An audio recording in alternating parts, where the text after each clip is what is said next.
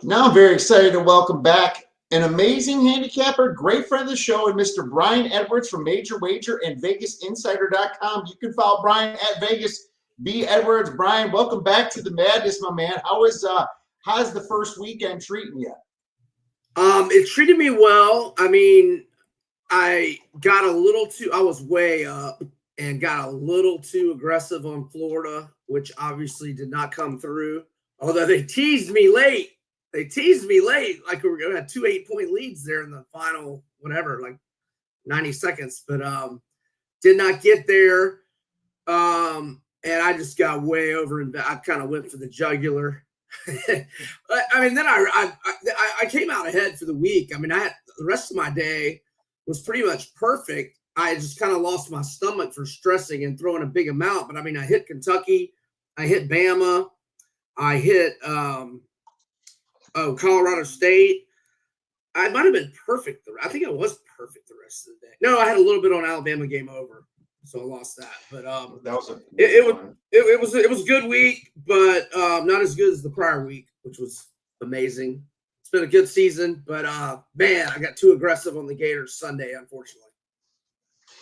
Dude, I know you're feeling. I mean, I also bet their team. I'm guessing. I think I read your Major Wager, and you also were on the team total over. And it's just couldn't quite get there. Just very sluggish start to the Gators. And it's funny. I lost 2 in a row on them because I had the -28.5 on Norfolk State. And by halftime, you're like, oh, here we go. Let's start watching the other games. And then you're like, what the fuck just happened? Right. And I went with like a minute before the half. That's really when they scored like 9, 11 points, and literally just.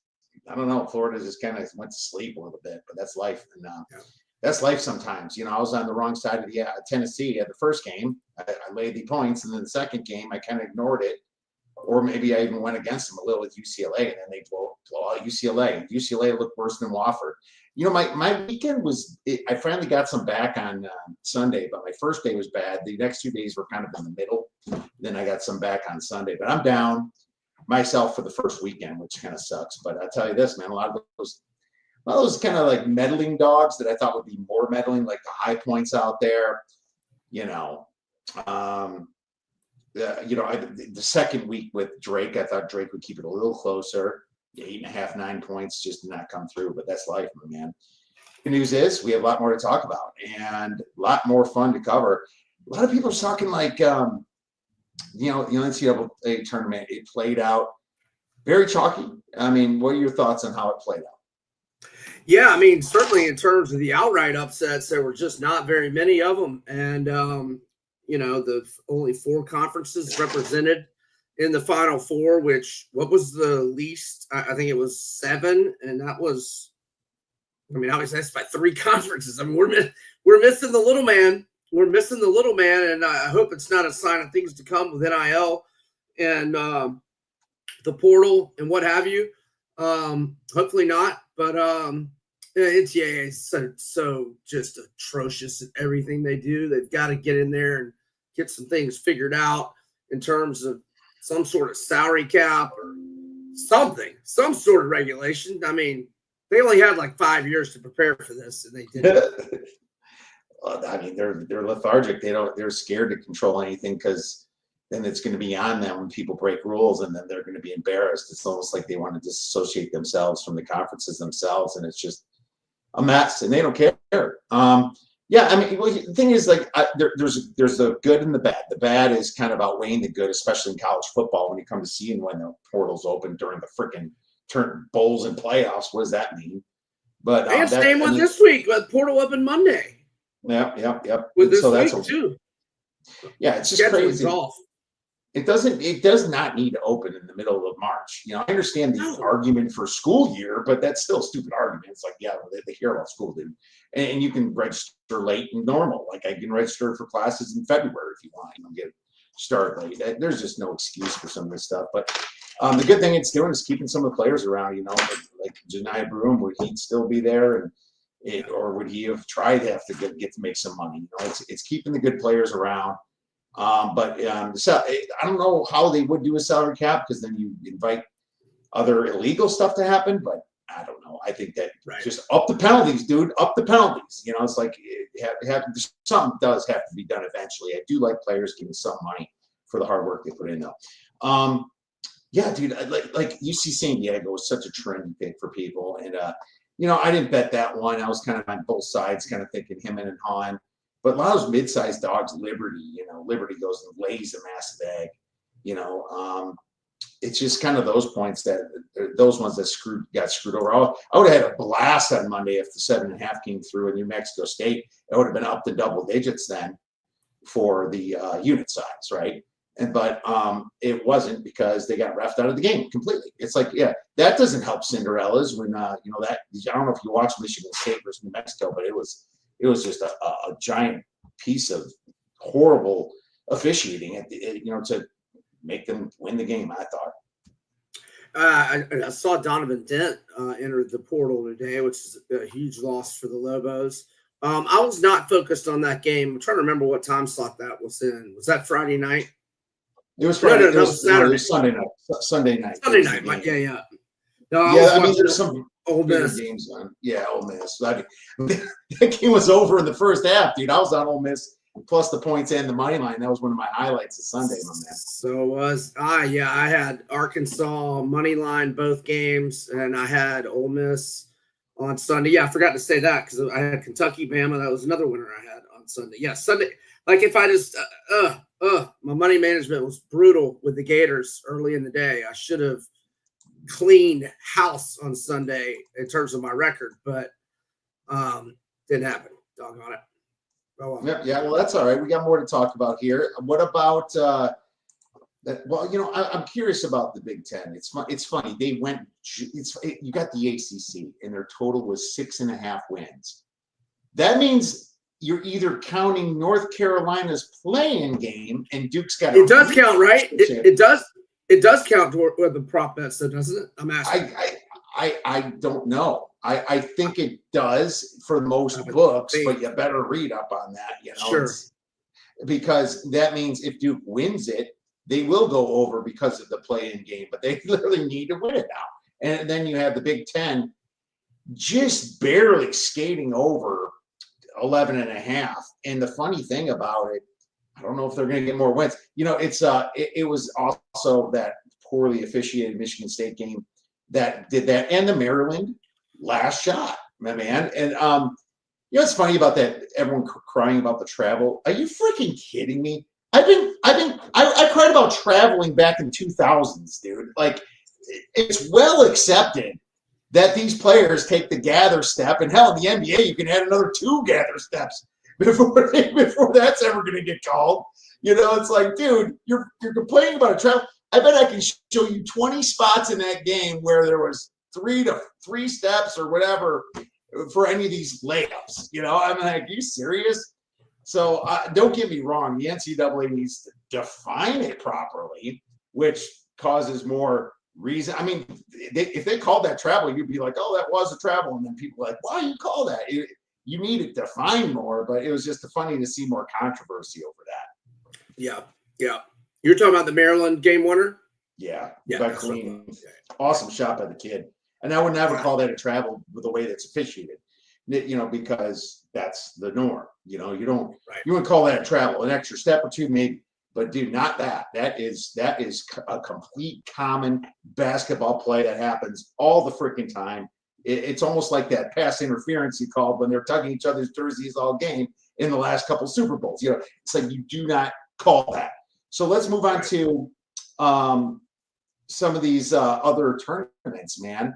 Are you planning on betting like any NIT, CBI, or CBC games? So I normally do, and I started, was it Monday or Tuesday of last week with Georgia Tech, and they absolutely, it was dead on arrival. And that's the only game I've played in the NIT. Now, I'll definitely play the tournament in Vegas next week. I'll definitely be getting involved there. But I have not been playing the NIT since that Georgia Tech L, which is very unusual for me. But there's just not a whole lot of teams in it that I have, a ton of familiarity with. Now, I've had the Mocs of Chattanooga a few times. So I'm not planning on playing that game tonight, but I would lean their way against Bradley. A lot of points for the Mocs been playing well. I looked at that one. Bradley scared me a little bit because they destroyed somebody who was on George Mason. I picked George Mason to win it all, and Bradley kicked their butts. So it's kind of like still scared off that one. And I agree. I was leaning the Mocs too. I'm going to grab Kent State plus 5.5 tomorrow against Loyola, who's not a deep team at all this year with all their injuries. So I grabbed Kent State. But yeah, I'm playing a few games. I just lost on Queens, but I have a win on Queens from the night before. So I'm definitely going to be playing all these games myself throughout the whole thing. It's not just about the big teams. You can find some value maybe in the smaller conferences that are smaller tournaments that have been ignored. So that's what I'm doing.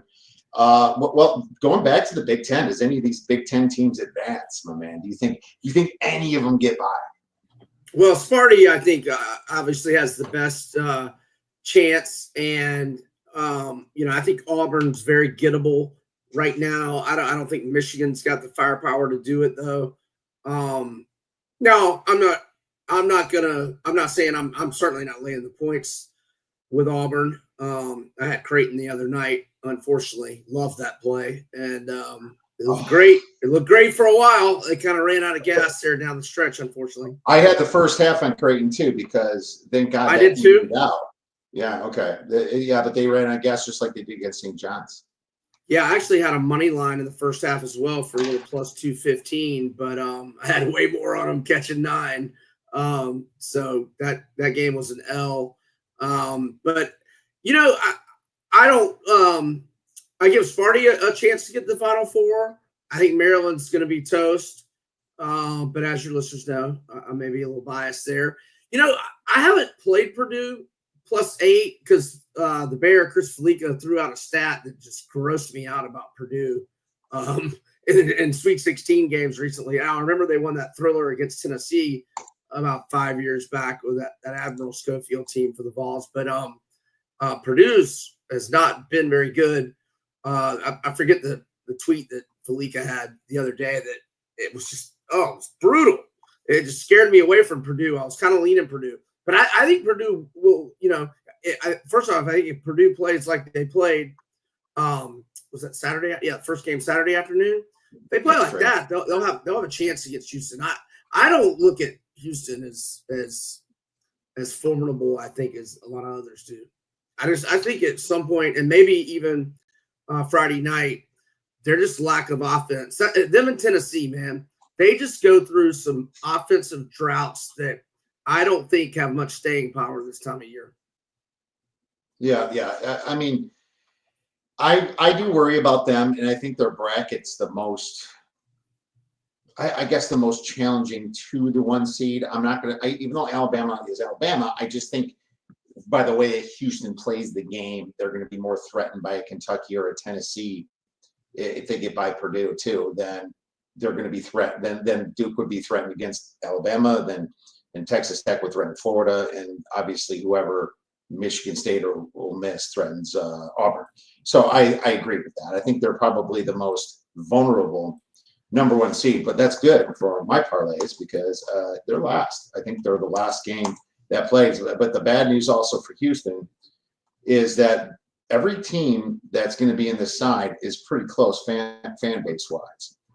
Houston is a ways away. Purdue's 60 miles away from Indianapolis. And then you have Tennessee that's maybe like 300 miles and then I believe 150 miles-ish for Kentucky from Rutgers. Doesn't matter how far Kentucky is, they'll be there. Exactly, but that just makes it even more. It's just like you can be 600 miles away and Kentucky fans will be there, but now that's 150 miles away. They're going to bring their sisters with them. So, it's just, I think that makes that side definitely more vulnerable. Before we get into these games, I know you're biased, but after what we saw in that second half against Norfolk State and against UConn, who's better, Florida or Duke? Florida. I think that this game against UConn will do Florida well. When they were in repeat mode in 2007, they actually trailed Purdue by 7 about maybe like around the under 12 timeout. And ended up being good for them, and nobody really seriously challenged them the rest of the way. I think Gavin that close one, maybe get them refocused a little bit. I think it'll end up being good for them. And yes, I would love Florida underdog to Duke. That would be so funny. They would be an underdog. I hope so. Because the nation, I hope so. The Cappers and the Duke, they have Duke as their #1 team, and I keep flipping back and forth. When I filled my bracket out a week ago, I have Florida as my best team, but they just haven't looked so good right now. So I flip it back to Duke. But maybe after tomorrow, maybe in 2 days, I'll flip it back. I'm allowed to change this. I'm hoping Florida wins because Florida, it's my main bracket. I put Florida against Duke and Florida winning, but you never know what's going to happen when it comes up to then. You can get another injury, and I just right now I just think Duke's a little playing better. So, but that's going to kind of come into some of the questions I have for these wonderful games that we're going to talk about. So let's get into them then. And right now we'll start with Thursday. And what's nice is that you don't have to take the whole damn day off work. These games can start a little bit later. Thursday, BYU versus Alabama. I put -5, but this thing's kind of moving around. I think on DraftKings it's now 5.5. I'm gonna still call it 5 because you can find 5s. Totals 175.5 at the Prudential Center in Newark, New Jersey. So what do you got for this one? Yeah, I'm going with Alabama.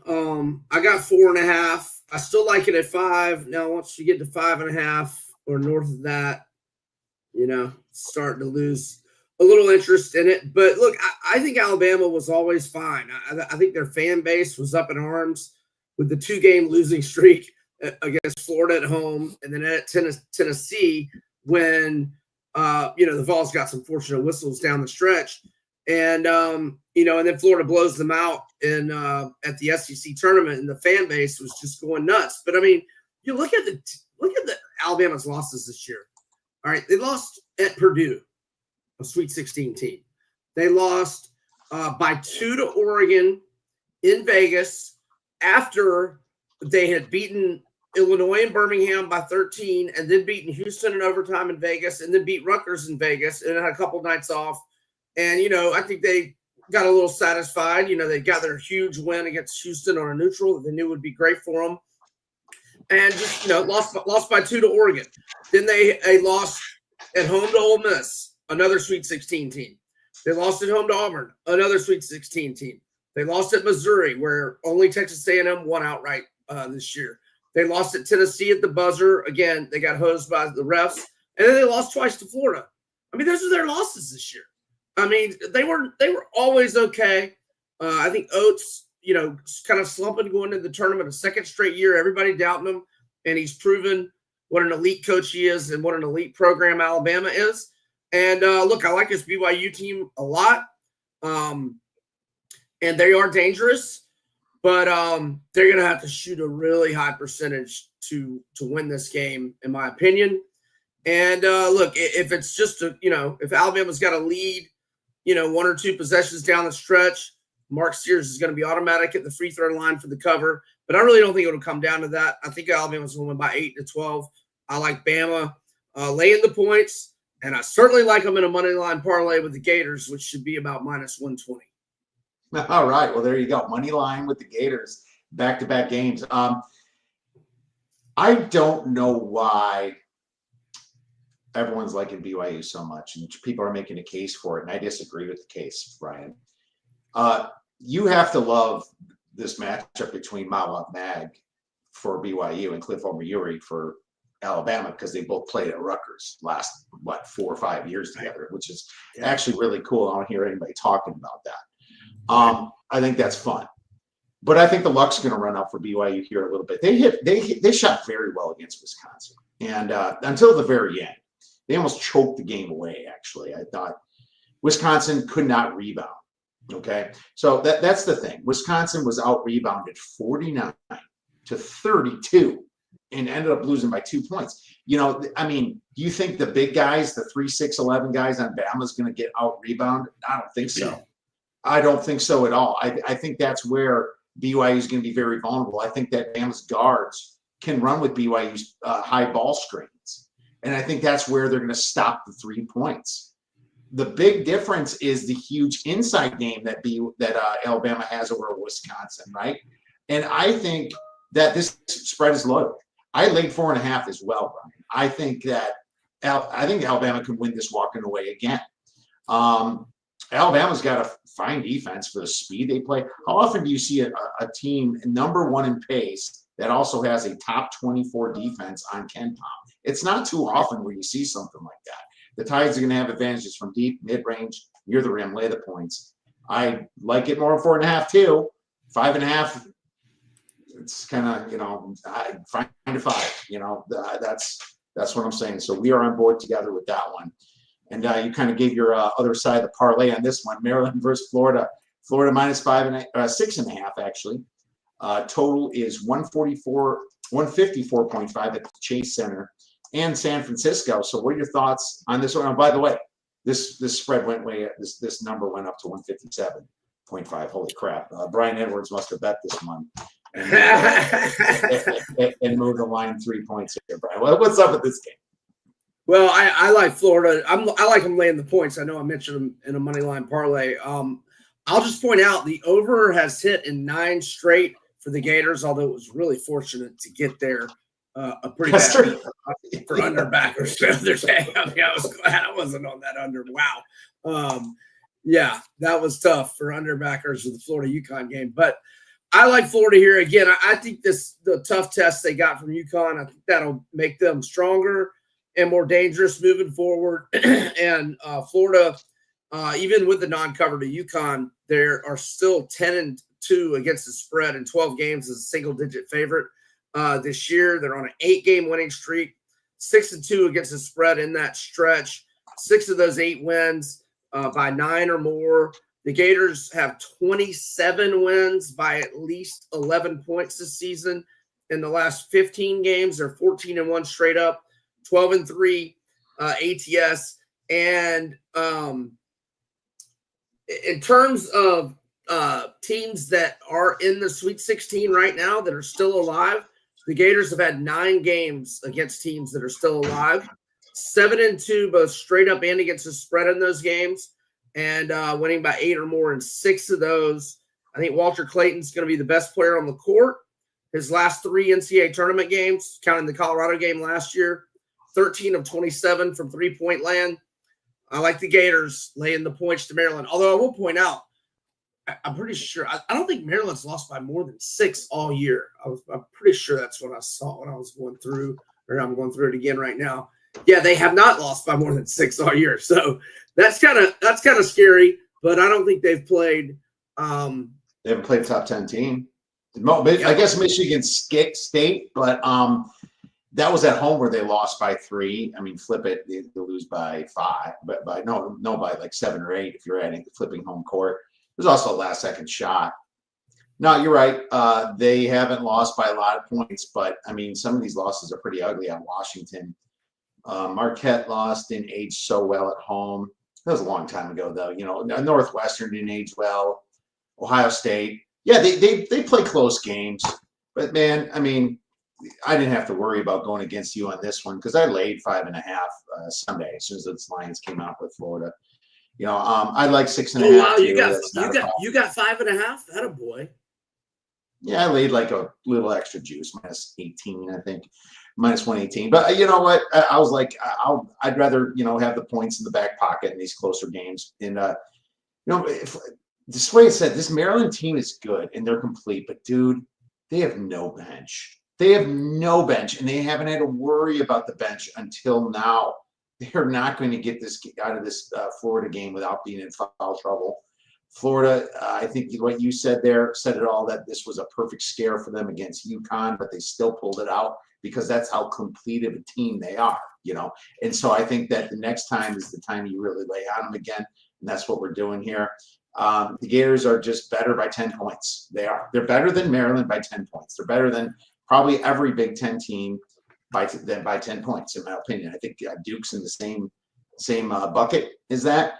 I still stand by my statement that I don't believe any Big Ten team should have been a 1 or a 2 seed this year. And it sucks to say that as a Big Ten fan, but I just see how I see it. Maryland's inconsistent, though. And if they don't catch a lead, once they go down, I don't see how they're coming back.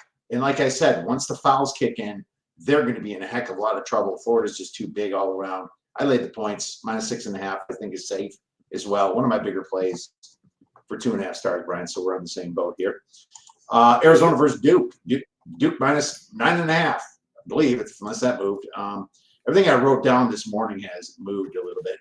Total 153.5. This is at the Prudential Center in Newark, New Jersey, where I hear buckets come nicely. I hear that the rims are nice over there. My question is, like, when is Duke gonna have a bad game? Right. I toyed with Baylor plus 12.5. They were also fouled a lot. Baylor was put into a lot of trouble there, but it's also Duke. I mean, when is Duke going to play bad? Ever since Clemson, they haven't played bad.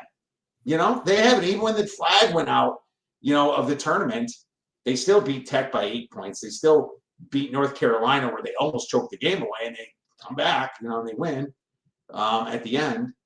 It's just I'm waiting for a bad game with flag. It hasn't happened since Clemson on February 8th.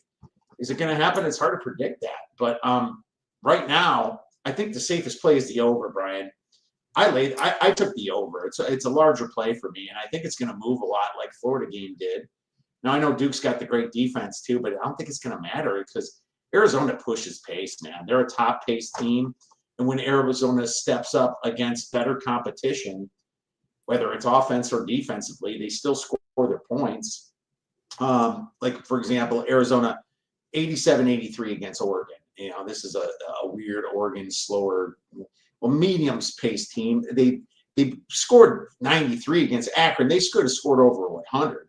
It's only when they play a team like Houston where they tend to go under. They score 88 against Kansas. They score 86 against Penn State. I think that they're going to get 75 points. All I need from Duke is 78 points to go over this total, 79 points, something like that. So I took over 152.5. It's at 153.5, and I like the over still, Brian. What are your thoughts? Yeah, I'm not against the over there. I kind of lean that way. I haven't gotten involved with this game yet. I mean, you're right about how Duke's played since the Clemson loss. They've won 13 in a row, 10-3 against the spread, 10-2 against the spread the last 12. And 11 of the 13 wins by 11 or more. And the only 2 that weren't by 11 were when flag was out. He was out, the second half and parts of the first half against Georgia Tech. The over's on a 9-3 run for Duke. As for Arizona, they've been an underdog 8 times, 3-5, both straight up and ATS. And these teams played back in November at Zona. And Duke won 69-55 as a 2-point dog. It went under 162. Flag had 24-7-3. Caleb Love had an off game, 3 of 13 from the field, or either 3 of 11 or 3 of 13. I'm not reading my handwriting very well, but 1 of 9 for 3. I think the key for Arizona, and this is kind of go for every game, Caleb Love needs to go off, or at least not miss a ton of shots. 1 of 9 from 3 is not going to get it done for your team. If Arizona's going to be in this game, it's because Caleb Love makes 3, 4, maybe 5 threes, and is above 20 points, and they have to have that out of him to cover and have a chance outright. But I've got Duke advancing. I haven't played anything, but you might have talked me into the over a little bit. Because I do think Arizona will score and Duke should score. What's that Duke team total? Have you looked? I don't even know what the Duke team total is. Well, the Duke team total, according to splitting it, what are we looking at? 80, 81 points. 80 and a half, 81. I mean, just to see Duke not score that many points against Arizona would be a little bit surprising because, if you look at the difference between Florida and UConn, Florida played a slow-paced UConn team who's somewhat efficient, so that's why I thought the over would hit there, especially for the team total. They still got to 77 points playing their worst game that they played in 2 months almost, maybe a month and a half. Right. It's Georgia, right? So they still get to 77. Now, you're going to tell me an equal team like Duke's going to play someone who ranks 45th in average possession length is not going to get to 80 points. I think they easily get past the 80 points.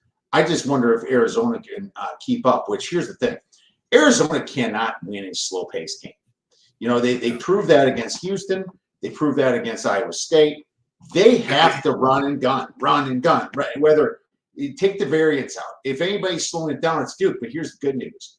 You're sitting there and they score 82 points the first half, right? You're like, your ticket's going to be worth 174 points. That's when you take the over in case, or the under, and try to middle it in case you're blowout, right? That's when you grab the under and you say, okay, I'm taking half away this bet, just in case, Duke completely slows it down to get to the next level, which is possible. But I just think, first half over looks good to me too, is what I'm trying to say. I think you have a couple ways of approaching it. So over. Yeah. More I think about it, I think I like the team total for Duke over maybe even a more, because you take away Flag missed 2.5 games in the ACC tournament. They scored 78, 74, and 73. But you eliminate those games where Flag, did not play, but whatever, 10 or 15 minutes the first half against Georgia Tech. If you eliminate those 3 games, they've scored 89, 93, 82, 93, 100, 97, 110, dating back to the Virginia game. And Virginia's slow pace. They had 80 that game. But before that, they had 106 against Stanford. So I think I'd talk myself into Duke's team total as long as it's 81.5 or fewer. And again, I'm not against your play of the over with both teams, and maybe I'll be on that as well. Yeah, I think the team total is a great look too. You're going to maybe lay a little extra juice on it sometimes, and that's just how the books do it. They know where the money's coming. But it is about Caleb Love. I love what you said about them because, dude, he just sometimes falters when it comes to in the big games. He makes it all. He blows everyone away. It looks like one of the true players of the NCAA, and then he plays the bigger name and then loses and just has a bad game. So that's possible too, which is probably better for the team total over. I like the first half over a little bit too.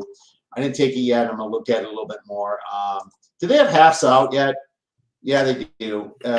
First half, 72.5, minus 120 the over. So, yeah, I like the first half over as well. But, I've got plenty invested on that main over for Duke, Arizona. I'm looking at these first halves. I'll be on Alabama minus 2.5 and Florida minus 3.5 or 4 in the first half as well. Now, those will be much smaller plays for me than the ones I have in the game, but I'll be getting a little taste of both of those favorites in the first half as well. Makes sense to me. Arkansas, Texas Tech minus 5.5 total, 146.5 at the Chase Center in San Francisco, California. So, the Hogs have been playing some expired ball. 5.5 is an interesting spread here. Now, there's a lot of talk that Diarra might come back. You've seen this game with Boogie Flan lately. It's funny to see Cal because if you take Bill Self, Rick Pitino, and Coach Cal, you're taking Bill Self and Pitino, and all of a sudden, what does Cal do? Coach Cal comes in there and smokes them both, right? That is funny. I have some thoughts on this, but I'll let you run first. Cal, by the way, was on McAfee today, and he said Diarra is going to play. He said he'd be on a minutes restriction. So, it sounds like he's going to play 12 to 20 minutes or 15, 20 maybe. So, I was all over Arkansas money line in these first 2 games. They're just playing lights out right now. And sometimes when teams get hot this time of year, and in both games last week, I specifically prefaced everything by saying I am well aware that I'm at an enormous coaching disadvantage against Bill Self and against Rick Pitino. But I still love Arkansas in both games. Now, I don't know that the coaching mismatches as dire, if you will, in this case, but just Arkansas is on fire right now, man. They are playing lights out. Just got some stats on that. Let's see. As I scroll down here. First off, their last 7 against teams that made the tournament, they're 6-1 outright. and there's regardless of who they're playing, they're 7-2 straight up in their last 9. In their last 15, they're 11-3-1 against the spread. But 2 of the non-covers were nonsense. One of them, they were 8.5 overnight and the morning of at A&M, and you could have had Arkansas plus 8.5. You had plenty of time to do that. Right before tip, it moves from 8.5, or it had moved to 8 already, and then moved to 7.5, and so it goes down as an L, but it really wasn't, in my opinion. And the push was nonsense in the tournament game against South Carolina as well. That was a winner for me. I think you had me on that weekend. I think had we both taken Arkansas the better line, if I'm remembering right. Anyhow, so, and then in their last 10 as an underdog, Arkansas 8-2 against the spread, 5 outright wins, and Texas Tech 1-3 against the spread last 4, 5-8 last 13. And what's going on with Chance McMillian? He is questionable, averages 14.2 points, 4.1 rebounds per game, 43.4% shooter from 3, 88.2% from the free throw line. If he's unable to go again, that's a big deal. And I think Boogie Flan shook the rust off last week. He had a really good floor game, both games. He just wasn't, when your cardio's off, the shot is the last thing to come back. I think he'll play a lot better, at least shooting the ball. He had good floor games. In fact, I don't think he had a turnover in either game, if I'm not mistaken. But I like Arkansas here.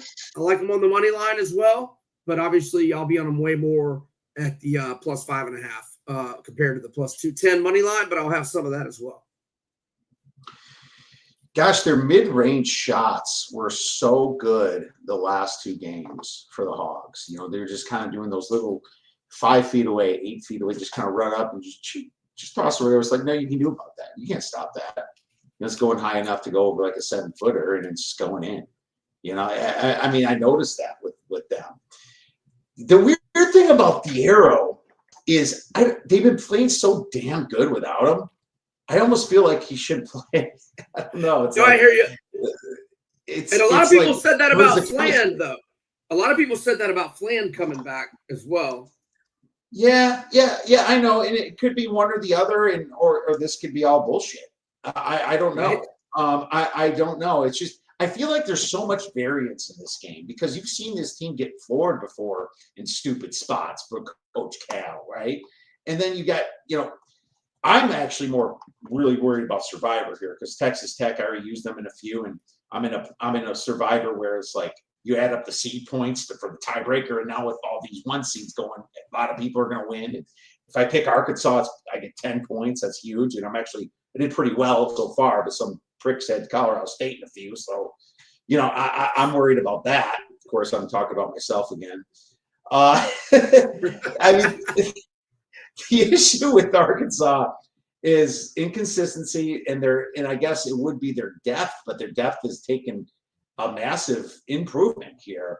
Right. They've been playing some really good defense at times, and that's really what it is. It's like when these guys play defense, they look legit. They beat Michigan with a full team earlier this year, and Texas Tech shoots a lot of threes, and I think that they might have the advantage there and rebounding the ball. I feel like the Chance McMillian thing is you can use the same theory. If he's coming back, maybe this team plays a little worse too. But Chance McMillian has missed a lot less games. He's only missed the last 3 games and a couple earlier. Right. I think that if McMillian's playing, I think that Texas Tech wins this game. If he's not playing, I'm probably going to switch my Survivor play. But, dude, I just do not know what to do with this spread. I think you're taking the points, right? Yep. I don't even like Texas Tech so much as a money line parlay anymore either. After I broke this down a little bit and just noticed how well the Hogs are playing, mid-range game, they can play with speed. They can play without speed. It's just so much variance, in my opinion. These Hogs, man, they have talent there. They have a lot of talent that came with Cal, and it's finally showing up. What about Brazil? The dude that was supposed to be good years ago. He's finally showing up in the tournament too.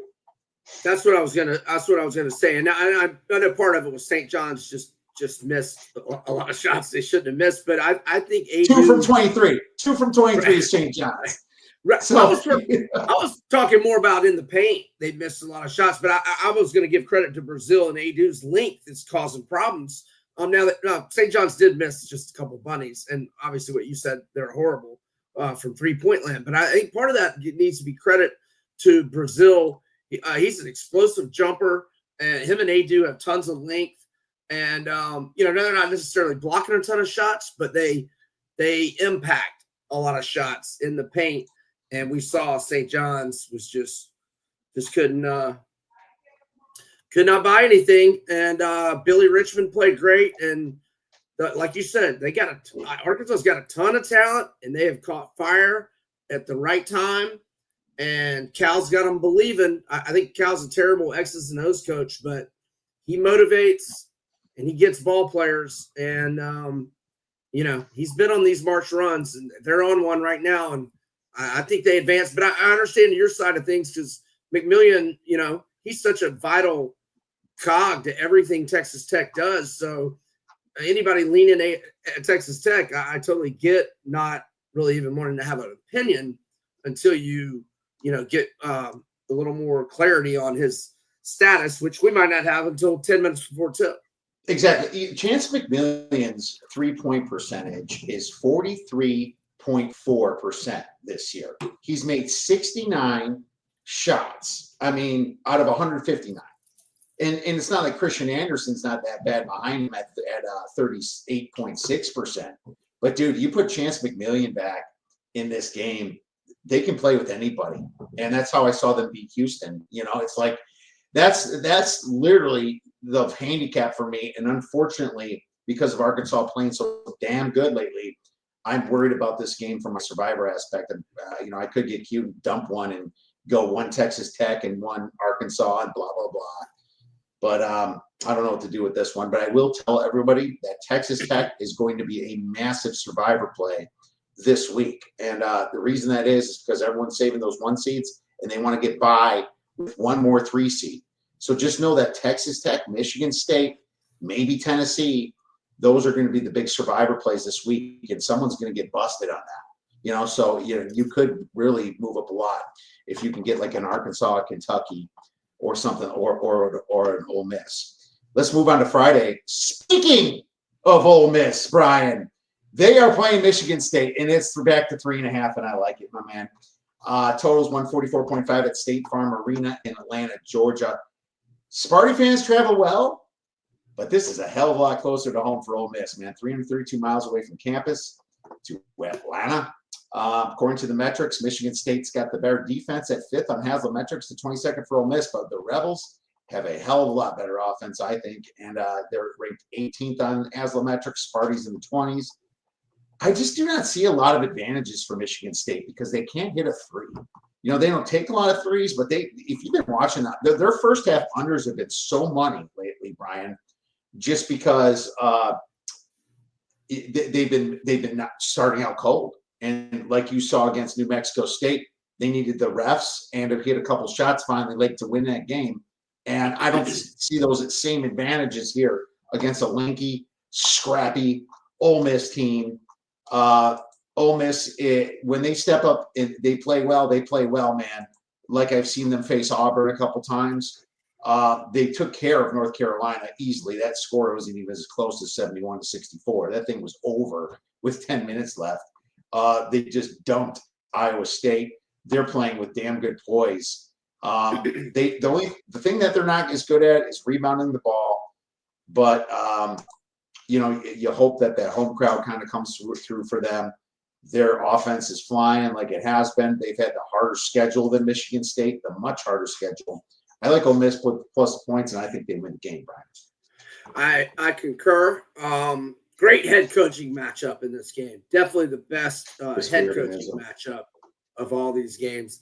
And I like Ole Miss too. I took them plus 650. I mean, obviously, I'm not getting the best of the number. I could have got it last week, and I actually did give it a little thought last week, just out of respect for Chris Beard. But anyway, I took them 650 to win the region. I haven't. I put a little bit on plus 145 money line. I'm kind of hanging around, waiting to see see if we maybe get this line to 4. I don't know if that'll happen. I hope it happens. But I like Ole Miss here. I just like how they're playing, and I love their coach. I absolutely love their coach. And, that's another team. I was talking about how Alabama was always okay. You look at Ole Miss. I mean, what's their worst loss this year? I mean, at Vandy or at Memphis? I mean, there's no shame in losing to those places. They just don't really have a. I mean, they don't have any like really concerning losses, and then they won at Arkansas. They won at Louisville by 23 points. They beat BYU out in San Diego. They beat Colorado State. They beat Bama on the road. I mean, they've got some high quality wins. They just beat Tennessee at home a couple weeks ago. They beat Arkansas again on our neutral, and then I know Iowa State was down probably their best player, but and they handled them. I like Ole Miss here. I think they went out right, and I don't think Auburn wants to see them in the next round. We'll see. Well, Ole Miss doesn't turn the ball over, which has been huge for them. They rank 3rd in turnover percentage on offense, and in non-steal turnovers, they're not screwing up, man. They're not just like shot clock violation and bad charging.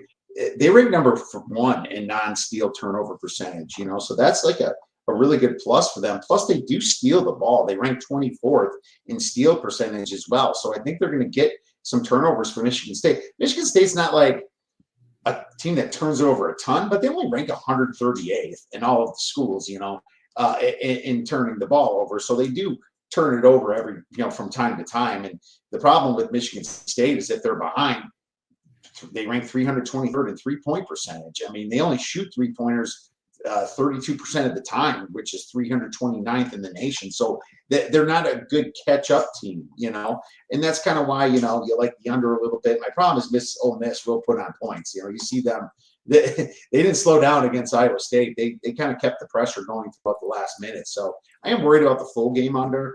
I think the first half under at 68.5, 69, shop around a little bit. Looks a little bit better for me, but I like you. I concur. I think Ole Miss at least covers the 3.5 or wins this game outright too. So that's my probably upset play, most obvious upset play. Let's say. Let's move to the next game.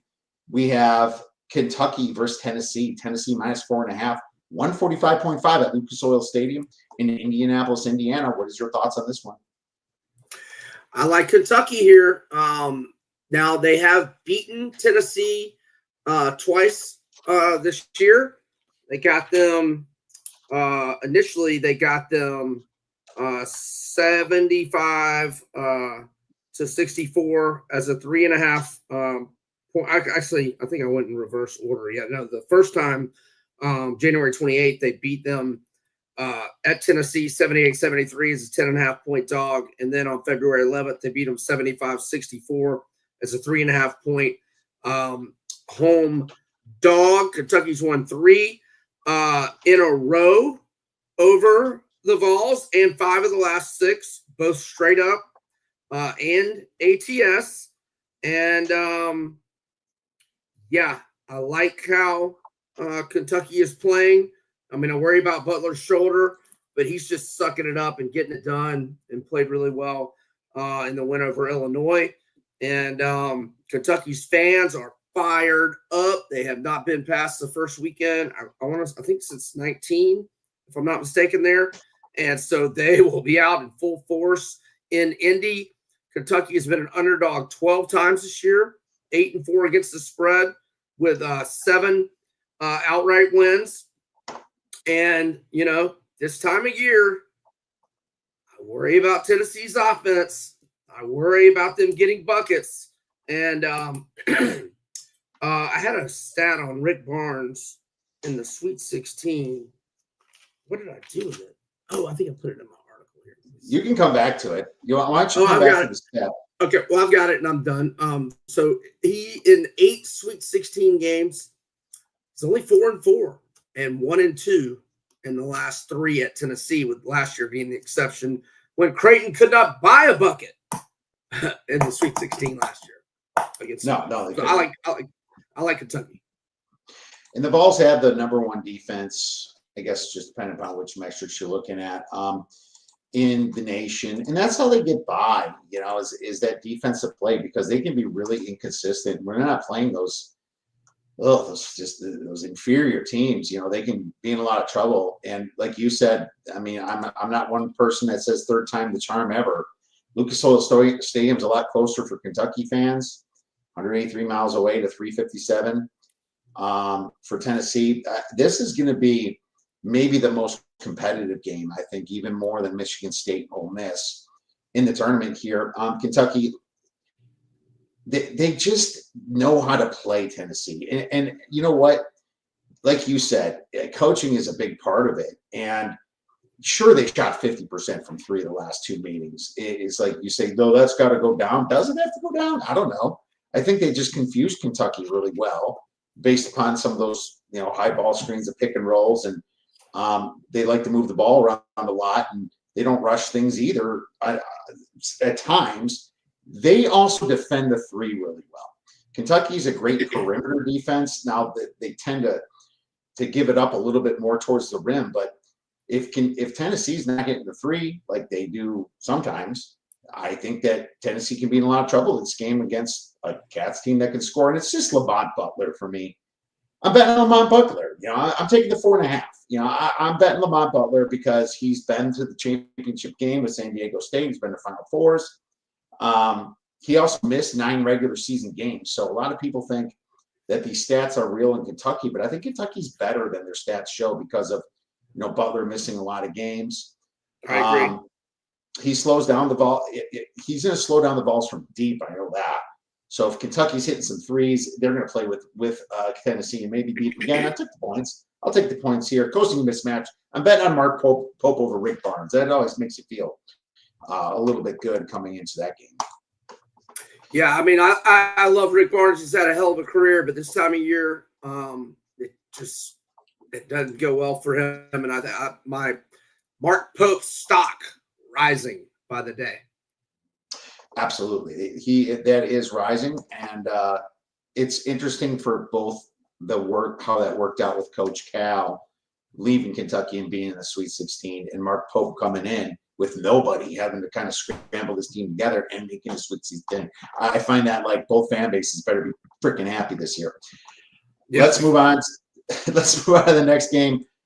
Michigan versus Auburn. This is 9.5 now, dude. The total is 152.5 at State Farm Arena in Atlanta, Georgia.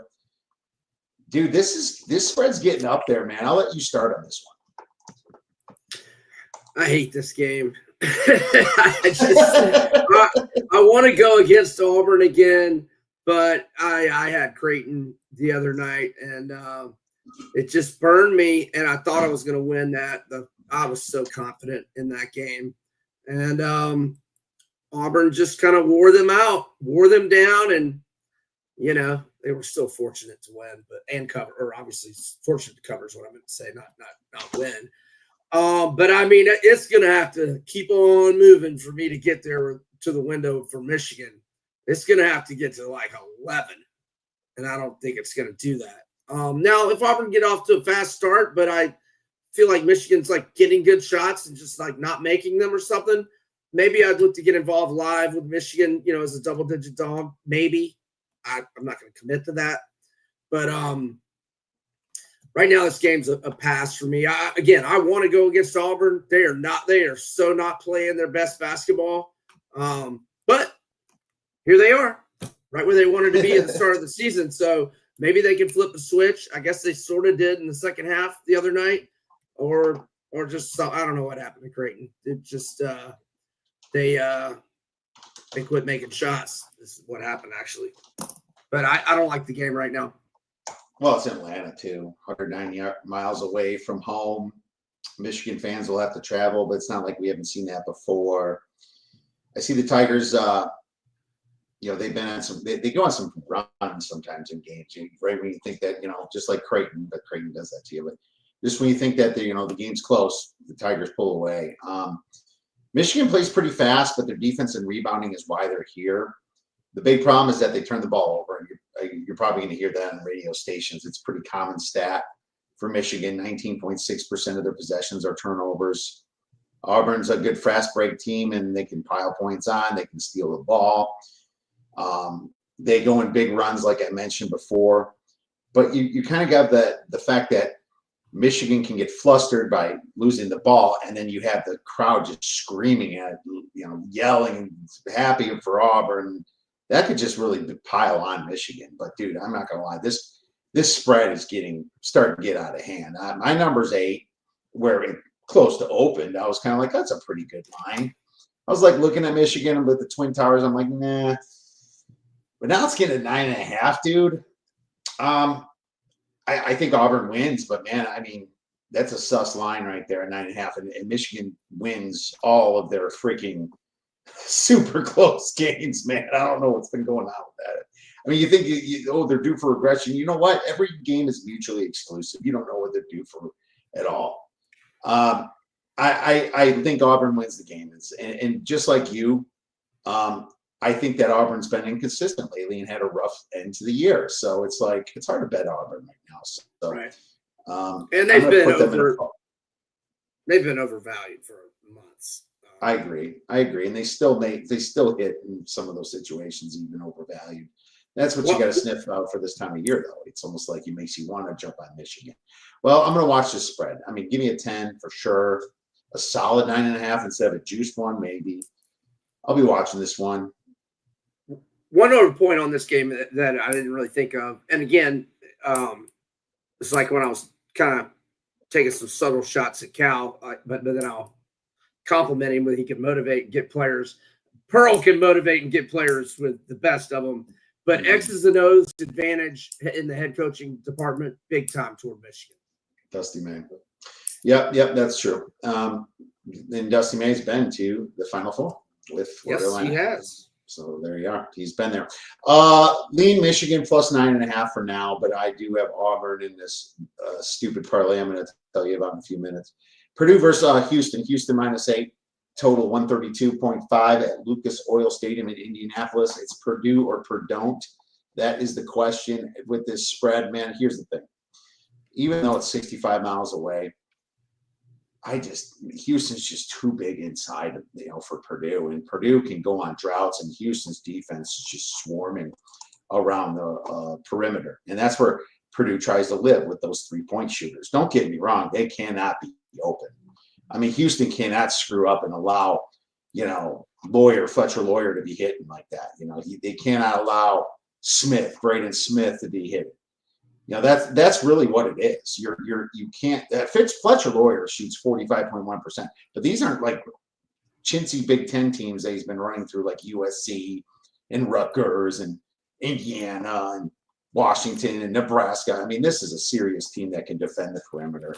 Houston ranks 25th in 3-point percentage allowed, 5th in 2-point percentage. Their defense is number 1 on KenPom. I expect everything to come hard for Purdue. It's not going to be nearly as easy as when Purdue just faced 2 easy teams. What a nice little red carpet, Brian, to the Final Four. Freaking High Point McNeese. God, I want, as a Badger fan, I wanted that 4 seed, man. Are you kidding me? I'd trade that in a second. I'm going to play freaking 6 BYU. Jesus, man. I would have made that trade in a minute. But of course, you needed McNeese to beat Clemson, but I didn't believe in Clemson.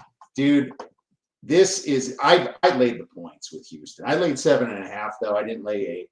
I'm thinking about a first half under, too, because Houston's just going to slow it down, and I don't think Purdue's going to be able to score. But I am a little worried that Houston is going way up to close to the Midwest, a different court. Maybe the full game under is not bad.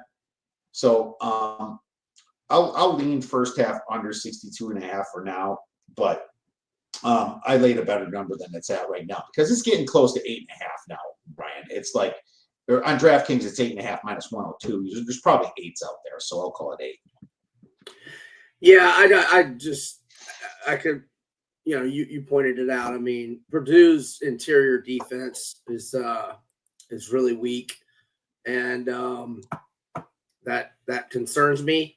But look, if Smith and Lawyer, if they can get them open for some good looks and they can hit some shots early, who knows? Right now, it's a pass for me. I mentioned Felica had a stat on Purdue that grossed me out and made me not want to take them when I was leaning their way initially. And I'm probably gonna lay off this one. Let's see what time slot they're in the same time. Oh, they're in the same time slot with Michigan and Auburn. I may just pass on both of those. Hopefully, win both early games on Ole Miss and Kentucky, and just enjoy some cocktails at the bar the rest of the night. There you go. There you go. I mean, enjoy it. Maybe do a personal little fun play if you're up. You know, you have a lot of things you can do with that. If I had to do anything with these numbers, I would take the under in Michigan plus 9.5. You know, that's what I would do and see what happens. The under on Houston and Michigan plus 9.5, and enjoy it with some popcorn. I will say Michigan's been feisty. They'll be losing by a lot and come back, or they'll be winning by a lot and go down. It's just so weird with that team. But that brings us to the let's do beer bet bangers before NFL draft. It's funny. I actually thought that I'm going to do it. I've been 1 seeds the whole way, Brian. And so I parlayed them together. And you know what? I don't know if this is a square play or not, but the truth is I got plus 175. I just need Duke, Auburn, Houston, and Florida to win. But dude, I mean, I see these are big spreads for a reason. Every team they're playing is sus. I mean, you get down to that Houston game, and unfortunately is tipped off at the same time, but you may be able to hedge it later after the second half, if Auburn's blowing out Michigan, and you can maybe hit both ways. And Purdue's probably going to be a dog all the way until the end of the game unless they're winning, but I don't see Purdue winning against Houston. Purdue does not have the inside game. This is not the Zach Edey team that we remember. Houston is probably very motivated too. I took plus 175 on a 1-seed parlay. That's my beer bet banger. All right, here we go. I'll go with Florida, a three-leg parlay. Florida and Alabama on the first day, and then Kentucky. I in the parlay I bought it to 5 from 4.5 at minus 120, and it's still a plus 263 payout. And it is the next day. If you wanted to hedge, I mean, you could. I'm not. I would just let it roll on the plus 260. I'm just reminded that I have a parlay hanging with Arkansas from Ole Miss plus 5 and Colorado State plus 8 last Sunday. That's a little 6-1 action. Forgot about that one. As I'm looking at my pending wagers. If you want to parlay or reverse Florida and Arkansas with the points, not money line, I'm all for that. But yeah, Florida, Alabama money line with then Kentucky plus 5. I like that. There's my beer bet banger. Plus 263 to be exact with the prices I got. All right, good stuff, man. I agree. And I also like Ole Miss to win outright too, as we both mentioned that. We both think that's good money there. I think it's a really, truly coin flip game here. And, Michigan State has not been overly impressive to me this year.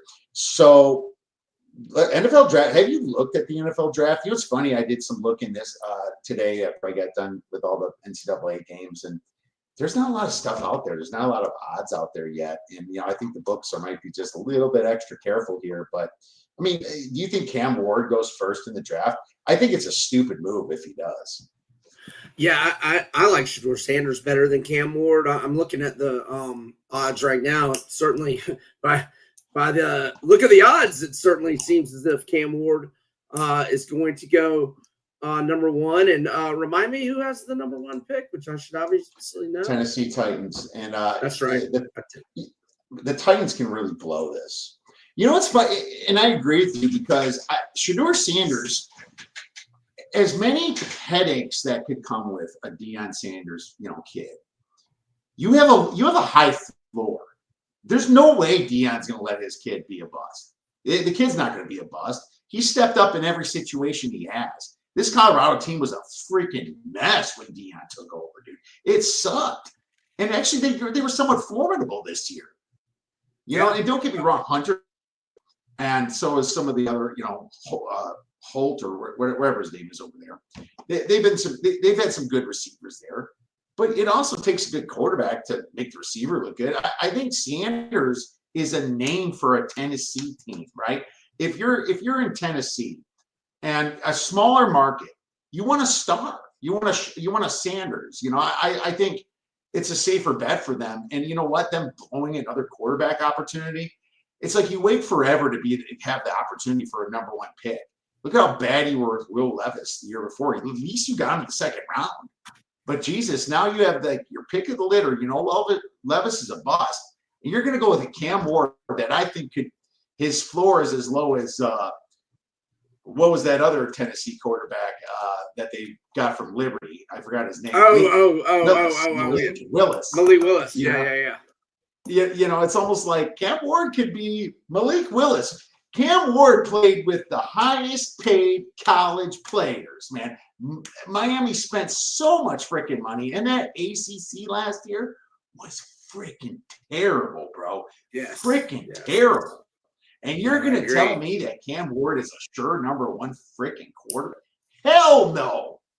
Now, the problem is my thoughts doesn't match GM's thoughts, and that's how I lose in the draft is I think that, this you shouldn't do this, but they do this, And Ashton Genty, go ahead.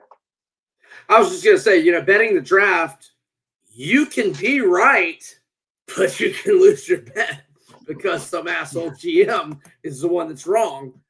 And so, I like Shedeur better than Cam Ward. Now, I'm not saying go bet Shedeur because I don't know what the Titans front office is thinking, and I worry about Cam Ward taking punishment in the NFL. Shedeur's a big boy, and he has proven that he has no fear in that pocket. He hangs in. He got beat to hell and back that first year and didn't miss a game until the regular season finale because he had an internal, he had internal injuries from the week before, and didn't miss any games this past year. I don't think, and he's as accurate a college passer as I've seen in a long time. I love everything about Shedeur, and I think a lot of this pre-draft talk, it might just be a bunch of smoke. People might just be throwing all this smoke out there to make other teams think they don't like Shedeur when they really love him. So, but I'm not saying to bet Shedeur, although I see FanDuel's got him 40-1 to go number 1 and Travis Hunter 34-1. I've been locked into March Madness, so I haven't been really paying attention to I haven't been watching any NFL Network lately, so I don't know what all the chatter is about, but clearly the thoughts are it's going to be Abdul Carter or Cam Ward. But anyway, Hunter and Shedeur Sanders will not be far behind. So we'll see. But I don't have a bet I'm recommending. If it was Vrabel, maybe he would pick Abdul Carter. I don't think that this regime is. Yeah, I mean, Shedeur Sanders is one hell of a 35-1 favorite. The only bet I made was Shedeur at 5 or 6-1 at a terrible number, back in December or January or something. I made it, and I made it because I was I think that Shedeur makes sense, so it might flip, but instead it got way worse. I have the same problem with Ashton Genty, Brian. I saw him play against Penn State, and I know Penn State's an above-average actually a very good defense. But still, 3.5 yards per carry. And the reason he hit 100 yards is because they forced it to happen. Instead of caring about winning the game, they handed the freaking ball off to Genty 4 or 5 times in a row at the end just so he could get 100 yards. I mean, that's nice of Boise State to make sure he gets 100 yards every game. But the truth is that Boise State was a very good Power 5 team playing in one of the worst defensive freaking conferences I've ever seen in the Mountain West last year. I mean, San Jose State, dude, the Air Force was down. San Diego State was more of an offensive team. This was the worst defenses I've ever seen. And then you see him, finally go against a decent. I know he played Oregon, and Oregon was whipping him by a ton by that anyway. But he finally plays a good defense and doesn't do much. That makes me wonder, what would he do in the SEC if he was played for the Vols or the Gators or Ole Miss or something? What would he be like? What would he be like? I think Quinshawn Junkins is better than him. He's small. Ashton Genty's small. I know he can catch the ball. He's got powerful legs, but dude, he's like an Austin Eckler to me, man, which is good. Don't get me wrong. Eckler's good. But he's not like a first-round draft pick. I don't think any of these running backs should be picked in the first round. I think that they're all bunched up together, dude. I really think that. The guy from Iowa is really good. You know? Yeah. Was it Johnson? Yeah, Caleb Johnson. Caleb Johnson. Dude. Cam Scatteraboo. Scatteraboo's awesome. He's a leader. I think wasting a first-round pick on a running back would be absolutely stupid. And you know the Bears or the Raiders are going to do it. So, unfortunately, my team is probably going to do it. I think Shedeur could end up with the Raiders if he's still around. They're 7th, right? Don't they pick 7th? I think. I could be wrong. Yeah. Shedeur Sanders. It could end up on the Raiders. It's funny that they wanted Geno Smith there. Don't get me wrong, Geno Smith has been better than I thought, but he's not like the Super Bowl winner. I mean, he's keep you guys together. I guess Seattle was tired of his shit. But going to Sam Darnold? Dude, I got Geno probably better than Sam Darnold because Sam Darnold had a damn good coach last year. I think Sam Darnold showed his true colors when the playoffs almost happened the week before and just shit the bed. He looked terrible. Yeah. And that's what you don't pay guys for the regular season. You pay them for the playoffs. And if you can't do it in the playoffs, you're not worth anything. You know, I don't know. I'll get anybody in the regular season if you have a good system like Brian Johnson's system, like O'Connell's system, like Kyle Shanahan's system. Any of these quarterbacks can look good. We've seen it. It's just blows my mind that, you know, they want Geno, but okay. I guess. Yeah, I don't know what Seattle's doing. I mean, I'm okay with them getting rid of Geno. But I think the Raiders plan on for an upgrade. I don't know what either team's doing there, but I think they're just delaying, like you said. So I could see Shedeur going to the Raiders. So it's a good call by you. But we'll see what's real and what's not when it comes to the NFL draft, my man. And what's also real is Mr. Brian Edwards over at Major Wager and Vegas Insider. Brian, tell our listeners where they can get your great information and media. On Twitter at Vegas B Edwards. My content on Major Wager, my picks on Vegas Insider, and I can assure you that I was going to say if Texas Tech wins, I'm sure I'll be betting Florida again in the Elite Eight. I don't know that I would lay a big number to Arkansas though. Those boys are hot. I was just trying to think ahead to the next round. I would love I know Ole Miss got lost by double digits to Auburn twice, but they played them tough in the SEC tournament, and those boys are hot right now. And if they get by Sparty and play Auburn, I could get on board with I don't think they would be catching double digits, but if they're catching 7.5, 8, I could be looking for them in the South Region Finals. And if Kentucky or Tennessee's catching a big number to Houston, that might be an underdog look as well. We'll see. That's going to be a war between Kentucky and Tennessee. We'll see how those teams come out looking. But, thanks for having me, Kev, as always. Enjoyed it. And happy March. And good luck to all of us, your listeners and me and you this weekend. Let's go this weekend. Make sure you guys check out Mr. Brian Edwards.